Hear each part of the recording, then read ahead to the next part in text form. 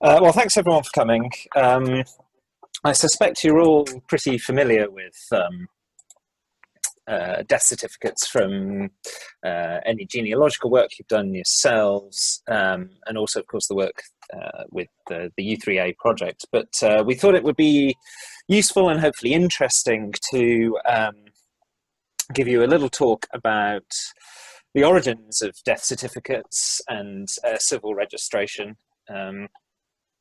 Sorry. Um, and how historians have tended to use death certificates and the sort of problems and challenges that they pose. So the death certificates that you have been looking at arise from the 1836 Registration Act. But although this is the start of civil registration in the United Kingdom, there have been forms of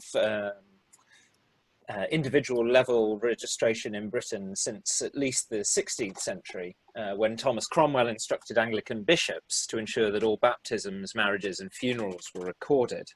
But it's only with the passing in 1836 of this act and that a universal civil system of vital registration started.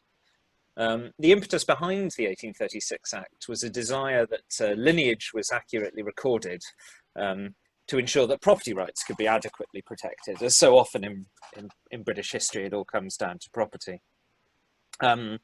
This is a period when the land market is in increasing flux. Property was being disposed of in ever more complex fashion through wills and through marriage settlements.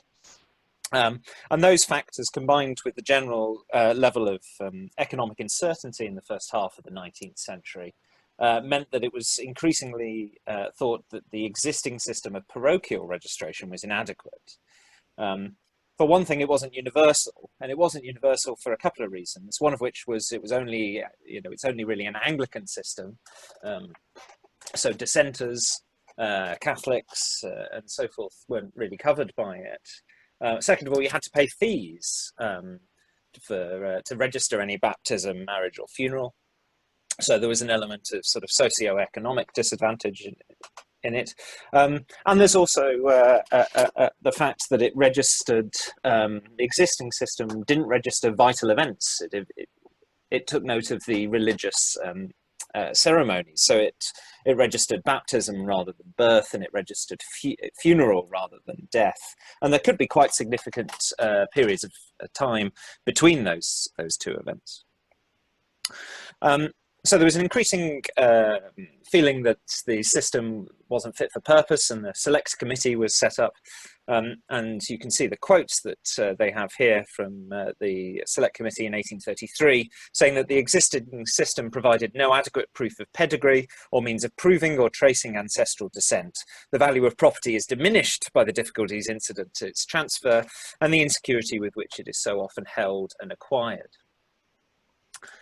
So it was passed in 1836, registration started at the beginning of 1837, and the Act was subsequently amended in 1856 and then 1874.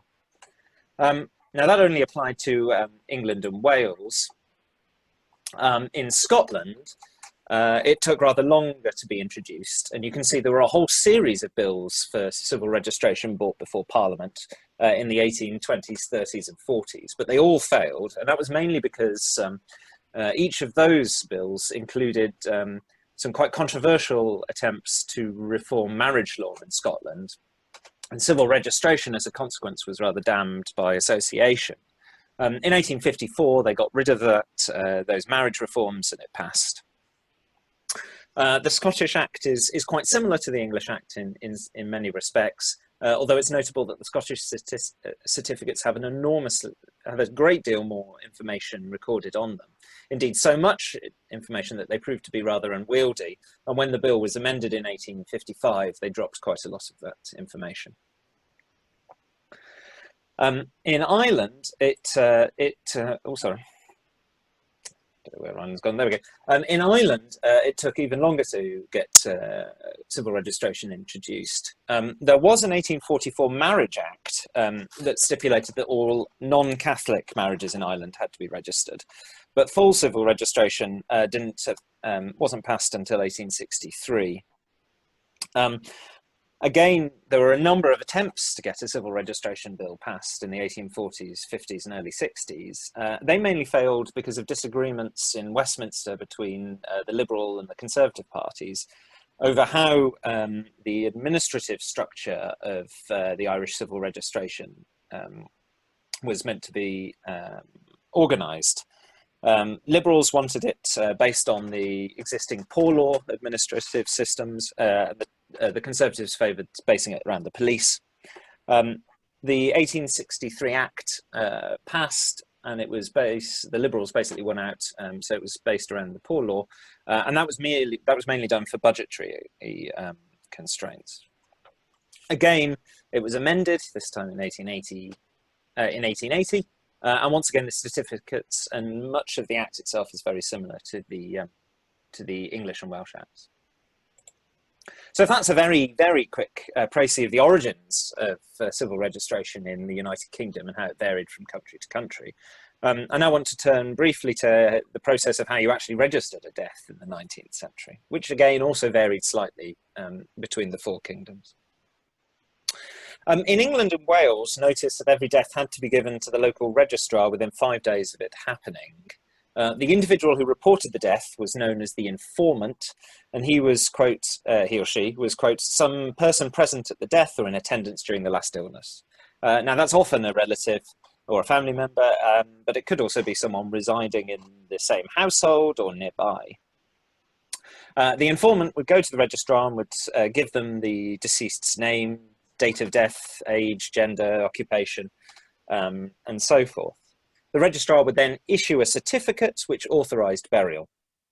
Now, burials could happen in England and Wales without a certificate, but in those cases, the person officiating the ceremony had to inform the registrar of the death within 7 days, or they would be fined £10. And at the bottom, you can just see the information that you get on an English and Welsh death certificate. The cause of death data, which is included, was provided by the informant to the registrar, and it could come from a number of different sources. Ideally, according to the General Register Office, a medical professional would certify the death, provide a cause of death, often written on a certificate provided for that purpose. They would give that to the informant, who would then pass it on to the registrar.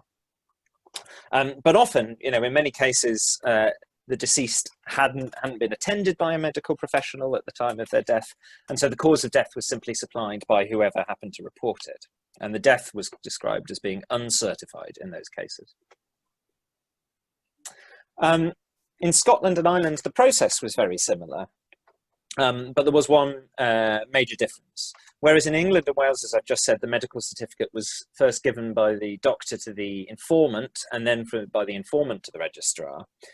In Ireland and Scotland, the medical physician or practitioner who was certifying the death would directly pass the medical certificate to the registrar, cutting out family members or whoever else is informing on the death.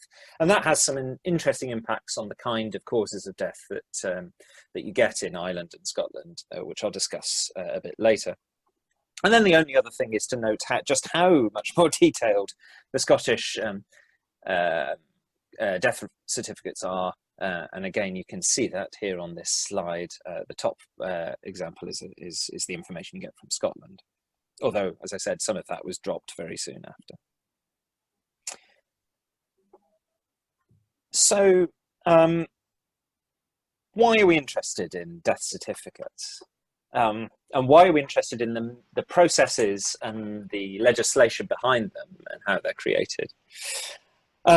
Well, it's because death certificates have been used by historians extensively to make really quite grand and significant claims about the nature of population history, the nature of the economy, and indeed, you know, quite grand universal claims as to sort of laws of demographic behaviour.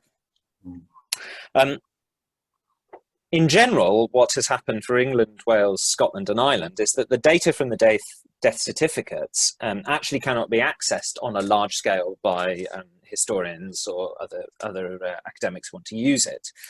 So they have to use the information as published by each country's General Register Office. And the General Register Office is the body set up by each of the Civil Registration Acts to administer the system of civil registration.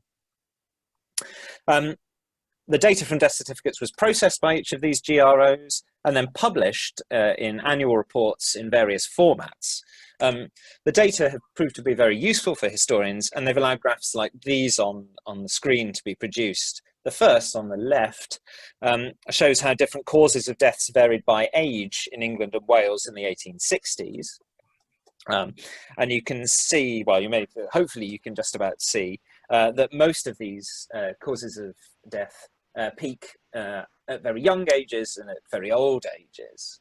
Apart from tuberculosis, which is here as phthisis, which I can never say properly, which actually peaks in the 20s, 30s and 40s. That's the single black line.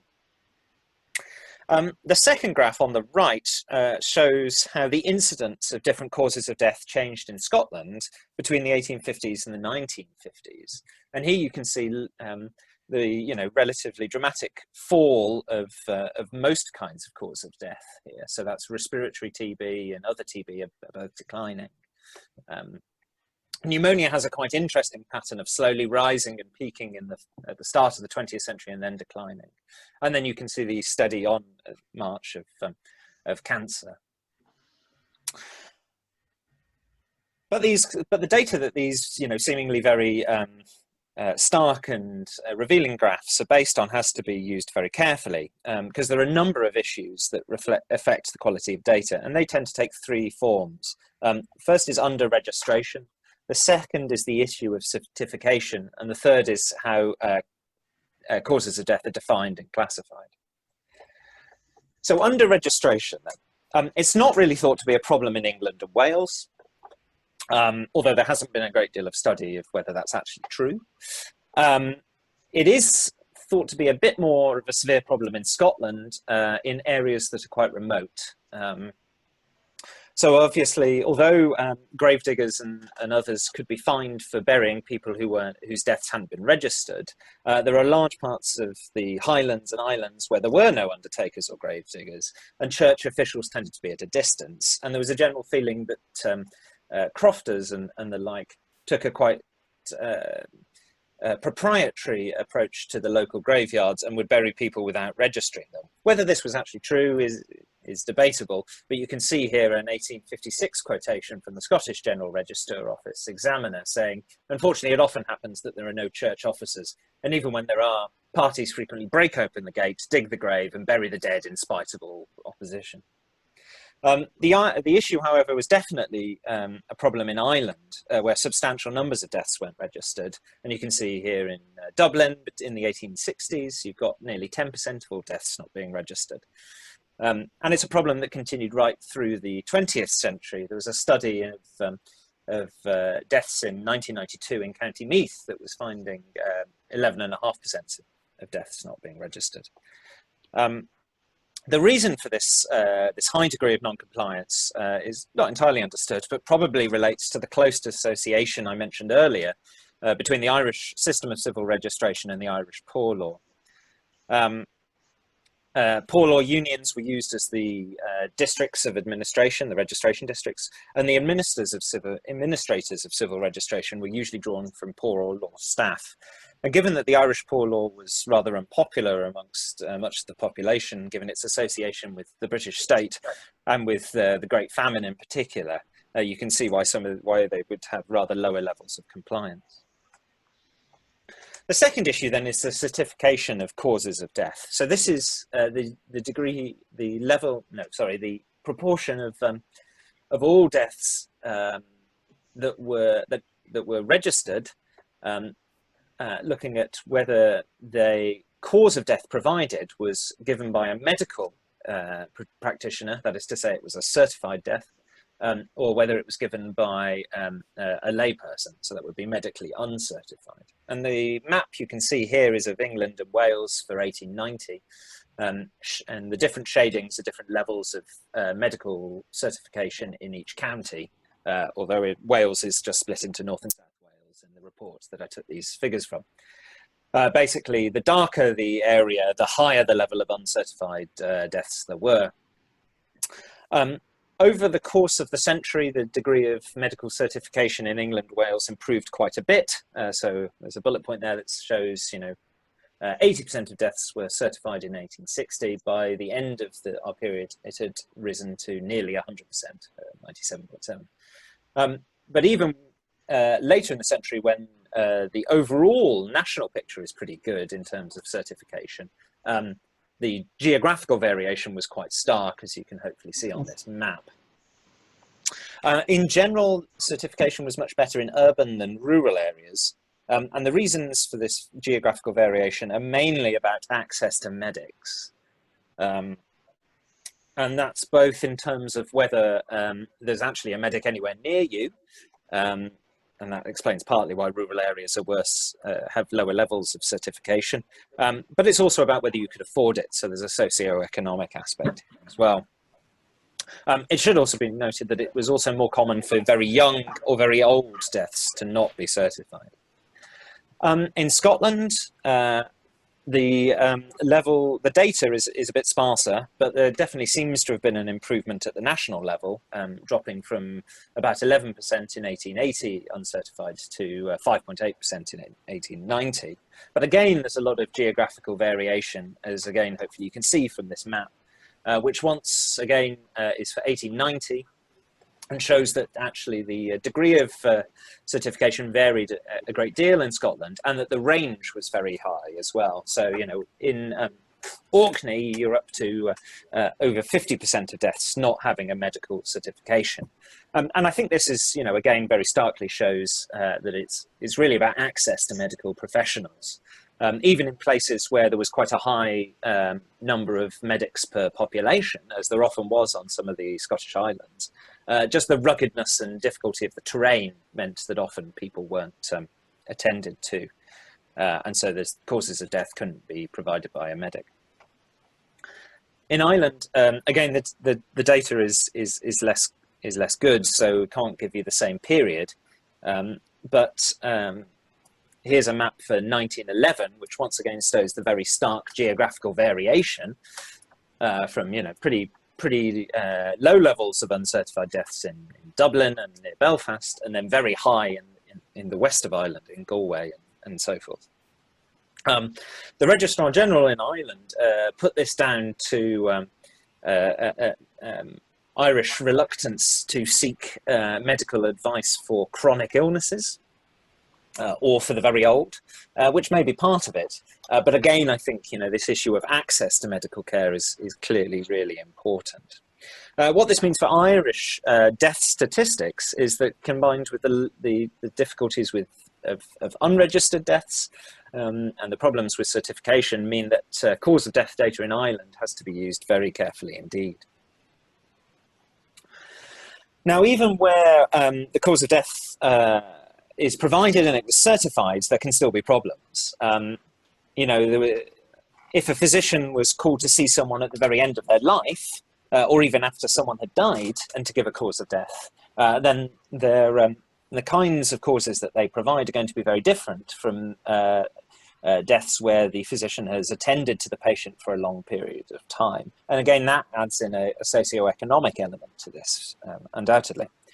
The General Register Office in each country was also very concerned with the fact that doctors were giving too many general causes of death. Too often they were just writing old age or tumour or inflammation in the cause of death. And they tried throughout the 19th century with some success to really drive down the number of unspecific causes given. And this graph here shows that. So this is for England and Wales. This is the percentage of all deaths registered in each year that were given unspecified causes. So you can see that it falls from about 11 or 12% in the end of the 1850s. It falls down to less than 6% by the 1900s. And a lot of that is down to innovations by the GRO itself. So William Ogle, who was superintendent of statistics for the English and Welsh GRO in the 1880s, created a system whereby ambiguously worded medical certificates were sent back to the medics that had provided them for clarification about what they actually referred to. The kinds of death can also depend on changes in scientific terminology at the time. And these changed a lot over the period that we're particularly interested in. And they changed in two ways. The GROs in each country used different classifications of causes of death. And they changed independently of each other over time. So the Scottish one is different from the English and Welsh one. But it was also about the diffusion of medical knowledge, which changed the kinds of causes that doctors gave. So again, returning to William Ogle, in 1885, he noted that deaths from kidney disease had increased by 83% over the last 20 years. Now, he didn't think this was just because lots and lots more people were dying from kidney disease.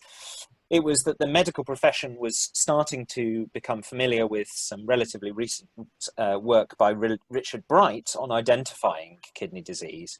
And because doctors had this new knowledge, they were classifying diseases that once would have been assigned to another cause, to the cause of kidney disease. Now, even where the terminology can be familiar to us, there can also be problems because the historical definition of certain terms would be very different. So rheumatism is a good one. In England and Wales, up until 1911, rheumatism, where it appears in the General Register Office's reports, includes both what we would normally call rheumatism, sort of chronic pain caused by following from infections, to also something called rheumatism of the heart, which is a form of heart disease that has a similar cause, but is generally not grouped together with rheumatism in more modern cases. And indeed, after 1911, they moved rheumatism of the heart to be classified under valvular diseases. So it becomes very difficult to construct a long-run statistical series which can show you how rheumatism varied from 1850 to 1950, for example. And finally, the cause of death can be influenced by social factors. As I mentioned earlier, in England and Wales, the medical certificate was passed from the doctor to the family member to the registrar. So there was a tendency to avoid writing embarrassing or otherly stigmatized causes of death on medical certificates. And you can actually see this in the statistics. If you look at the proportion of deaths attributed to alcoholism or sexually transmitted infections in England and Wales in the 19th century and compare that to Scotland, they're much lower in England and Wales than they were in Scotland. And there's no real reason to think that the incidence would actually be very different. So doctors are just avoiding writing this and presenting it to a family member and saying, sorry, your loved one died because of alcoholism or syphilis or something along those lines. So finally, just to bring this full circle and back to the Addressing Health project, why are we interested in death certificates? Well, it's so we can produce tables like this one, which draws from the pilot study that David, Doug and Kathleen did. This is the causes of death for 219 postal workers, and I've divided them here into the causes of those who retired for medical reasons and those who retired because of old age. And you can see that there are some quite interesting differences. So the first one, which is very stark, is right at the top there, people dying from TB. The medical retirements, nearly a quarter of those that retired for medical reasons then died of TB. And the reason for that is because they mainly retired because they had TB. And it kills them relatively quickly afterwards. And the second one, just I want to pull out, is old age, which is the fourth one down. And that's the cause of death on a rather large number of old age retirements, but on far fewer medical retirements. This is an example of those ill-defined causes of death that the GRO really hated. and it includes things like general decay or infirmity of age. And that simply reflects the fact that those that retired for ill health reasons retired far earlier and died earlier, at a younger age, than those who retired for age reasons. So the average age of ill health retirees to die at was 62.7 years, and for those retiring due to old age, it was 76.3 years. And there's much more that can be said about this table, but we can discuss that in the questions if people are interested. So in this very brief talk, I've tended to stress the problems that arise from the ways that deaths were registered and how death certificates were produced in 19th century United Kingdom. But I don't want to give you the impression that the statistics generated from them are worthless or untrustworthy.